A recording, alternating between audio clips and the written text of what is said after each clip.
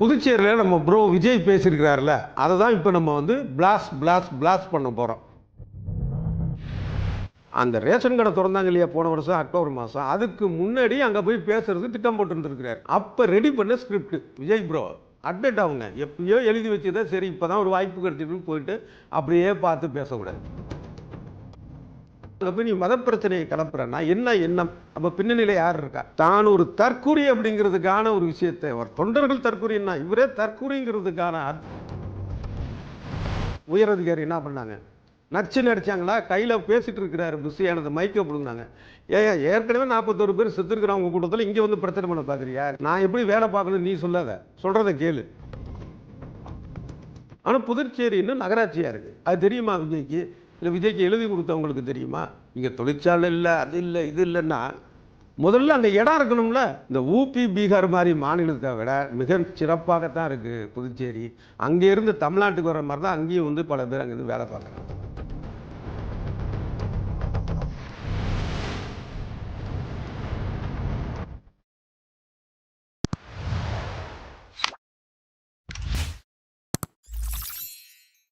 Hi bro, எப்படி இருக்கீங்க bro? புரிஞ்சிடுச்சா உங்களுக்கு? புதுச்சேரியில் நம்ம ப்ரோ விஜய் பேசியிருக்கிறார்ல, அதை தான் இப்போ நம்ம வந்து பிளாஸ்ட் பண்ண போகிறோம். முதல்ல இவர் எப்படிலாம் அனுமதி வாங்கினாங்க, அதில் நடந்த விஷயம் என்னங்கிறத முதல்ல பார்ப்போம். இப்போ எடுத்த உடனே இவங்க கேட்டது வந்து இந்த இடத்துல நாங்கள் வந்து நடத்திக்கிறோன்னு சொல்லலை, ரோடு ஷோ போகிறோம். நாங்கள் ரோடு ஷோ ஏன் கரூரில் தான் வந்து இத்தனை பேர் செத்துருக்கிறான், 41 பேர் உங்கள் கூட்டத்துக்கு வந்து அப்படின்னா மறுபடியும் ரோடு ஷோ போகிறேன்னு சொல்கிறிய. சரி, குறைஞ்சபட்சம் அந்த கரூரில் நடந்ததுக்கு ஒரு வருத்தம் தெரிவிச்சுட்டு தன்னுடைய தொண்டர்களுக்கு, அதான் ரசிகர்கள் தான் தொண்டர்களையும் வச்சுருவோம், கட்சின்னு வச்சுட்டாங்கல்ல, அந்த தொண்டர்களுக்கு ஒரு அறிவுரை சொல்லி இல்லை நடந்ததுக்கு ஒரு வருத்தம் தெரிவித்து அந்த ரோடு ஷோவுக்கு அனுமதி கேட்டியா? அது கிடையாது. எடுத்தோடனே ரோடு ஷோ, அதுக்கப்புறம் அவங்க அதுக்கு அனுமதி தரல. அதுக்கப்புறம் ஒரு இடத்துல வச்சு அந்த கூட்டம் நடக்குது. சரி, அது கரெக்டாக பார்த்தா என்னென்னா 10 நிமிஷத்துக்கு முன்னாடியே வந்துட்டார். சந்தோஷம்தான். இதே கரூரில் என்னாச்சு? அத்தனை பேர் செத்ததுக்கு முக்கிய காரணம் தாமதம். இவருக்கு விஜய் தாமதமாக வந்தது தான். அதுக்கு வர தெரிஞ்சிச்சா? அதே மாதிரி மாமல்லபுரத்தில் வர தெரிஞ்சிச்சா? இன்னொரு காலேஜ் சென்னை பக்கத்தில் போனப்போ வர தெரிஞ்சிச்சா? கரெக்டாக இதெல்லாம் முதலே செஞ்சுருந்தா என்ன? அடுத்தது இதுக்கு எடுத்துக்கிட்ட நேரம் என்ன நேரம்னா, வேலை நாளில் 10 to 12 பகலில். ஏற்கனவே தமிழ்நாட்டில் மட்டும் பார்த்தீங்கன்னா இந்த விளக்கண்ண ராமசாமி மாதிரி வெள்ளிக்கிழமை ராமசாமின்னு ஒரு படத்தில் கேரக்டர் வரும். வெள்ளிக்கிழமை எனக்கு ஏன்னு தெரியாது, வைதேகி காத்திருந்தாள் படத்தில். அதுமாதிரி இவர் சனிக்கிழமை ராமசாமியே இவர் வந்து சனிக்கிழமை போயிட்டு இருந்தார். கேட்டால் நாங்கள் வந்து அப்போ தான் லீவ் இருக்கும் அப்படின்னு. அப்போ நான் கூட ஒரு தொலைக்காட்சி நிகழ்ச்சியில் சொன்னேன், அப்போனா செகண்ட் சாட்டர்டேவாக பார்த்துப்பா கம்பல்சரியாக லீவு, மாதத்தில் ஒரு சனிக்கிழமை கம்பல், அப்போ போகலாமேன்னு. ஆனால் இப்போ வேலை நாளில் போயிட்டு பகல் 10 to 12. ஏன் அதை ஒரு மாலை வேலையில் வச்சுக்க கூடாதா? அங்கே இருக்கிற மக்களுக்கு அவ்வளோ சிரமம், கடைகளை அடைச்சி எவ்வளோ பிரச்சனைகள். ஏன் அவ்வளோ எதுக்குங்க? அந்த கூட்டம் நடந்த இடத்துக்கு பக்கத்தில் பார்த்தீங்கன்னா 2 பள்ளிக்கூடத்துக்கு விடுமுறை, கட்டாய விடுமுறை வர வேண்டிய நிலைமை ஆயிடுச்சு. எதுக்கு இந்த பிரச்சனைகள்? அடுத்தது பார்த்தீங்கன்னா கியூஆர் கோடு இருந்தால் தான் உள்ள அனுமதி. சரி, ரைட்டு, அதை காவல்துறை மேலே தப்பு சொல்ல முடியாது. ஏன் அப்படின்னா இந்த கியூஆர் கோடுங்கிறத அறிமுகப்படுத்துனதே விஜய் தான். இந்த கல்லூரியில் நடத்தினார ஒரு 2000 பேரை கூட்டி இங்கே சென்னைக்கு பக்கத்தில், அதில் பார்த்தீங்கன்னா கியூஆர் கோடு உள்ளவங்களுக்கு தான் உள்ள அனுமதின்னு. கொஞ்சம் யோசனை வெளியிலேருந்து பார்த்தோம்னா இது ரொம்ப நல்ல ஐடியான்னு தோணும். கொஞ்சம் யோசனை பண்ணி பாருங்கள். இந்த தேர்தல் நெருங்குது, சட்டமன்ற தேர்தல் வந்து தமிழ்நாடு மட்டும் இல்லை, தமிழ்நாடு, பாண்டிச்சேரி, கேரளா எல்லாம் வருது. அந்த நேரத்தில் பார்த்தீங்கன்னா ஒவ்வொரு ஊர்லேயும் 7-8 தலைவர்கள் இல்லை 7-8 2ஆம் கட்ட தலைவர்கள் வெவ்வேறு கட்சியை சேர்ந்தவங்க வந்து பிரச்சாரம் பண்ணுவாங்க. ஒரே அல்லோலகல்லோலமாக இருக்கும் தமிழ்நாடு முழுக்க. அப்போ இந்த மாதிரி கியூஆர் கோடுங்கிறது வந்து எல்லா கட்சிக்கும் சாத்தியமா? ஆனால் இதில் போலீஸை குறை சொல்ல முடியாது. ஏன் அப்படின்னா இந்த கியூஆர் கோடு அப்படிங்கிற அளவுக்கு நடந்துக்கிட்டது தேவைக்க அந்த தொண்டர்கள். இதுக்கு காரணம் விஜய். அவங்களுக்கு வந்து சரியான வழிகாட்டாத விஜய். அது மட்டும் இல்லை, இது மீறி என்ன பண்ணுறாங்க சில பேர், இரவு மாடு நாளது அழைச்சிட்டு வந்து இந்த ஒரு பார்த்திபன் கவிதை மாதிரி தான், ஓ இரவு மாட்டை அழைத்து வருகிறது அப்படிங்கிற மாதிரி இரவு மாட்டை அழைச்சது. இதுக்கு கியூஆர் கோடு இருக்குது உள்ளே விடுங்கிறான். இந்த தாவேக்க தொண்டர் போலீஸோட கையை கடிச்சதுன்னு நடந்துச்சு, அதையும் நம்ம பார்த்தோம். இந்த லட்சணத்தில் இவ்வளவு கட்டுப்பாடுகள் வேறு எந்த கட்சிக்காவது இருக்குதா? அதாவது 5000 பேருக்கு அனுமதி கொடுத்துருக்காங்க இல்லையா கியூஆர் கோடு கொடுத்து, அந்த அளவுக்கு இங்கே கூட்டம் வரலை ஒரு பக்கம். இன்னொன்று, வெளியில் நிற்கிறது 5000 பேர், அவ்வளோதான். சரி, உள்ள ஒரு 3000, வெளியில் 5000னா 8000 பேர். ஒவ்வொரு கூட்டத்துக்குமே பார்த்தீங்கன்னா மற்ற தலைவர்களுக்கு வந்து இதை விட அதிக கூட்டம் வருது. இந்த பிரச்சனை வர்றது இல்லையா? அப்போ என்ன? சரியில்லாத தலைமை, ஒழுக்கம் இல்லாத தொண்டர்கள், இதான காரணம். இவ்வளவு பிரச்சனைக்கு அப்புறம் பார்த்தீங்கன்னா 12 நிமிஷம் நறுக்கு தெரிச்ச மாதிரி பேசியிருக்கிறாரு. எதுவும் என்ன பேசியிருக்கிறாரு? தமிழ்நாடு முதலமைச்சர் தெரிஞ்சுக்கணும் ஒரு விஷயத்தை, மாற்றுக் கட்சியாக இருந்தாலும் இங்கே புதுச்சேரி அரசு எந்த அளவுக்கு ஒத்துழைப்பு கொடுக்குது அப்படின்னு. அது ஒன்று தான் அவர் பேசுனது கரெக்டு. ஏன்னா உள்ளார அந்த கியூஆர் கோடு வாங்கி அந்த பாஸ் வாங்கி இருக்கிற ஆட்கள் கம்மியாக இருக்காங்கன்ட்டு அந்த பாஸ் இல்லாத ஆளெல்லாம் உள்ளே போன்னு சொன்னார் புஷி ஆனந்த். யார்? இந்த தளபதியின் தளபதி உயரதிகாரி என்ன பண்ணாங்க? நச்சு நடிச்சாங்களா? கையில் பேசிகிட்டு இருக்கிறாரு புஷி ஆனந்த், மைக்கை பிடுங்கினாங்க. ஏற்கனவே 41 பேர் செத்துருக்கிறவங்க கூட்டத்தில் இங்கே வந்து பிரச்சனை பண்ண பார்க்குறியா? நான் எப்படி வேலை பார்க்கணும் நீ சொல்லாத, சொல்கிறத கேளு. அடித்தாங்களா ஒரே அடி? அது ஒன்று. அடுத்தது அத்துமீறின அந்த தொண்டர்களை லைட்டாக ஒரு தடியடி நடித்து கலத்திருக்கிறாங்க. இதெல்லாம் பார்த்தீங்கன்னா நிச்சயமாக தமிழ்நாடு அரசு, தமிழ்நாடு முதலமைச்சர் கற்றுக்கொள்ள வேண்டிய விஷயந்தான். யார்? விஜய் பேசுனதுலையே ஒன்று. இன்னொன்று விஜய் சொன்னதை ஏற்றுக்கலாம். தமிழ்நாடு மாதிரியே புதுச்சேரியையும் வந்து ஒன்றிய பாஜக அரசு, பாஜகங்கிற வார்த்தையே அவர் சொல்லலை, அதை விட்டுரும், ஒன்றிய அரசு புறக்கணிக்குது அப்படின்னாரு. அது கரெக்ட். அந்த விஷயத்தில் நம்ம மீதி பேசுனது எல்லாம் பார்த்தீங்கன்னா தான் ஒரு தற்குறி அப்படிங்கிறதுக்கான ஒரு விஷயத்தை, அவர் தொண்டர்கள் தற்குறின்னா இவரே தற்குறிங்கிறதுக்கான அத்தனை இது ஒவ்வொரு கூட்டத்திலையுமே. இந்த கூட்டத்தில் பேசுகிறதுக்கு வருவோம். இதுக்கு முன்னாடி பார்த்தீங்கன்னா நாகப்பட்டினத்தில் போய் உட்காந்துக்கிட்டு இங்கே ரயில் பெட்டி தொழிற்சாலை இருந்தது நின்று போச்சு, அதை ஏன் கொண்டு வரல அப்படிங்கிற. அது எப்போ? சுதந்திரத்துக்கெலாம் முன்னாடி அந்த மேட்ரே முடிஞ்சு போச்சு. அப்படி ஒரு தொழிற்சாலை இருந்தது நாகப்பட்டினத்துக்காரன் இந்த தலைமுறைக்கே தெரியாது.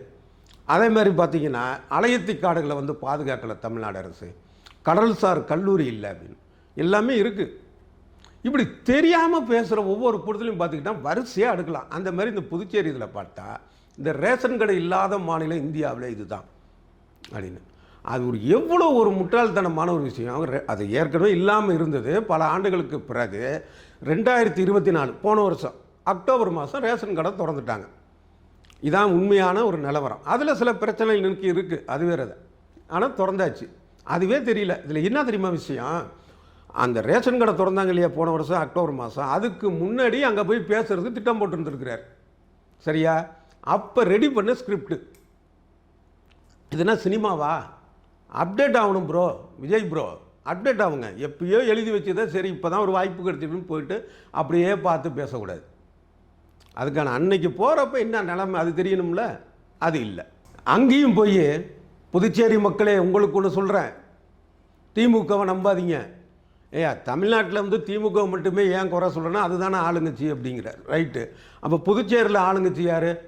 என்ஆர் காங்கிரஸ், அவர் தான் முதலமைச்சர் ரங்கசாமி, அவரை புகழ்கிறார். சரி, அதோடைய கூட்டணி கட்சி யார்? பாஜக. இதில் நன்றி வேற சொல்கிறாராம். எப்படின்னா, எங்களுக்கு சிறப்பான ஒத்துழைப்பு கொடுத்த புதுச்சேரி முதலமைச்சர் ரங்கசாமிக்கும் அரசுக்கும். சரி, ரங்கசாமியாச்சும் உங்கள் தோஸ்து என்ன, அவருக்கு பாஜகவும் தோஸ்தாக இருப்பார், உங்களுக்கு இருப்பார் தோஸ்து. அரசு அப்படின்னா 2 பேரும் தானே வராங்க. ரங்கசாமியோடைய என்ஆர் காங்கிரஸும் வருது, பாஜகவும் தானே வருது. இது என்ன? இது ஒன்றும் புரியவே இல்லையே. ஒரு படத்தில் வடிவேல் சொல்கிற மாதிரி இந்த ஆட்டை ரொம்ப புதுசால இருக்குது அப்படின்னு, அந்த லட்சணத்துலலாம் இருக்குது பேச்சு. அப்புறம் சொல்கிறாரு, நான் வந்து தமிழ்நாட்டை மட்டும் இல்லை புதுச்சேரியை நான் கண்காணிக்கிறேன். புதுச்சேரிக்கு அது சமீபத்தில் நடந்துச்சு திருப்பரங்குன்றத்தில். இந்த சங்கி பயல்கள்லாம் சேர்ந்துக்கிட்டு அந்த தீப யாத்திரைன்னு பிரச்சனையை பண்ணி அது நீதிமன்றத்துக்கு போய் நீதிமன்றத்துலேயும் பார்த்தீங்கன்னா ஒரு சங்கித்தனமான விஷயங்கள் நடந்து தமிழ்நாடே அல்லோலப்பட்டுச்ச. ஒரு வார்த்தை வந்துச்சா விஜய் வாயிலேருந்து? இவர் அங்கே போய் பேசுகிறார், தமிழ்நாட்டுக்கு மட்டுமல்ல புதுச்சேரிக்கும் வந்ததுன்னு. இதுவே எவ்வளோ ஒரு என்னத்தை சொல்கிறது. ஆனால் இங்கே பாஜக எப்படி திருப்பரங்குன்றத்தில் ஒரு மத பிரச்சனையை உருவாக்குறதுக்கான வேலைகளை பண்ணதோ அதே மாதிரியான ஒரு வேலையை தன்னுடைய 12 நிமிஷ பேச்சில் விஜய் பண்ணியிருக்கிறார் பாண்டிச்சேரியில். என்ன தெரியுமா?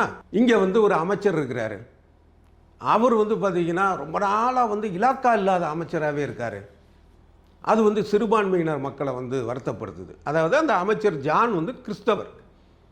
ஆனால் அந்த அமைச்சருக்கு இலாக்கா இல்லாமல் வைத்திருப்பதற்கு காரணம் ஒன்றிய பாஜக இல்லை, இங்கே இருக்கிற முதலமைச்சர். அதை வந்து அந்த அமைச்சரை சொல்லியிருக்கிறார்.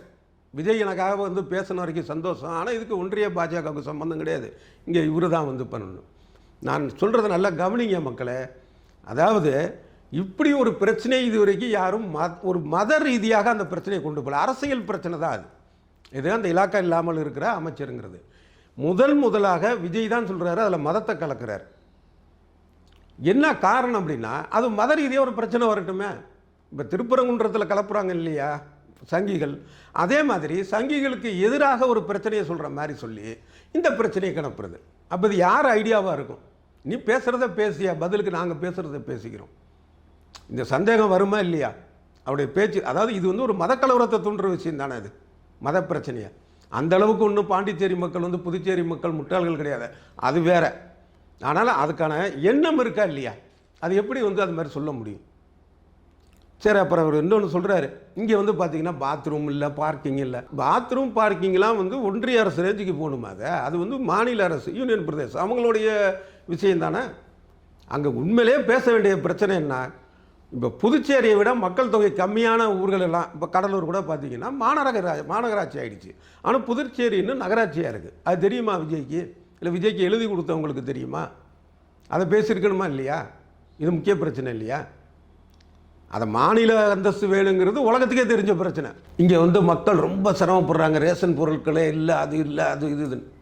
அதான் ரேஷன் கடையே இல்லைன்னு என்னன்னா அது ஒரு பிரச்சனை, இல்லைங்கன்னு சொல்லலை, அது கரெக்டு அவர் பேசுனது. ஆனால் இங்கே தொழிற்சாலை இல்லை, அது இல்லை, இது இல்லைன்னா முதல்ல அங்கே இடம் இருக்கணும்ல.